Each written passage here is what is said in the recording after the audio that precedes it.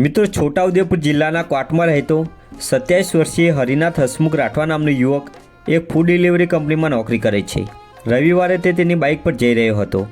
આ દરમિયાન સોમાતરા પાસે આવેલી શ્રમજીવી સોસાયટી નજીક હરિનાથના ગળા પર હરિનાથનું ગળું પતંગના દોરા વચ્ચે આવી જતાં ગળામાં ગંભીર ઈજા પહોંચી હતી।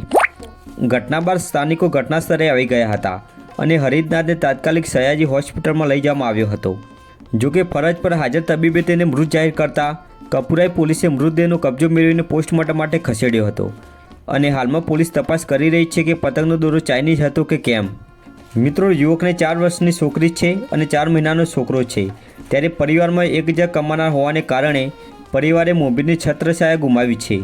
પતંગનો દોરો કયા સંજોગોમાં યુવકના ગળાને ઈજા પહોંચાડી તે અંગે પોલીસ દ્વારા ગહન તપાસ શરૂ કરાઈ છે।